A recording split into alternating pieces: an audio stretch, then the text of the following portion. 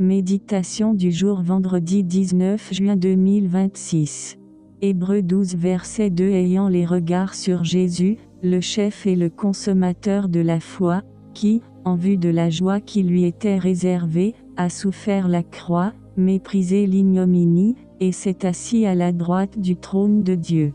Dans ce verset, Dieu nous invite à garder nos yeux fixés sur Jésus. Dans un monde rempli de distractions, d'épreuves et d'incertitudes, il est facile de regarder à nos difficultés et d'oublier celui qui tient notre vie entre ses mains. Pourtant, la victoire se trouve lorsque notre regard reste tourné vers Christ. Jésus est le chef et le consommateur de notre foi. Cela signifie qu'il est celui qui a commencé notre foi et celui qui nous accompagne jusqu'à son accomplissement.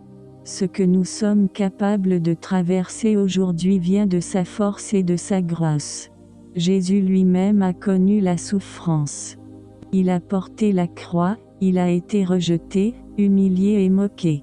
Mais il n'a pas abandonné, car il regardait au-delà de la douleur.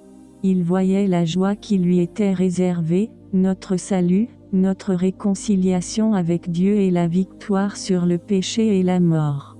Cette parole nous rappelle que nos épreuves ne sont pas la fin de notre histoire.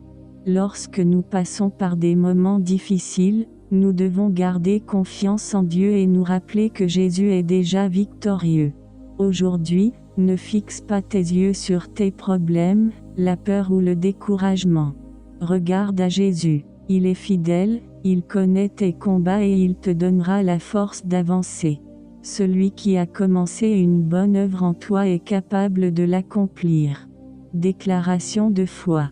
Je garde mes yeux fixés sur Jésus, l'auteur et le consommateur de ma foi.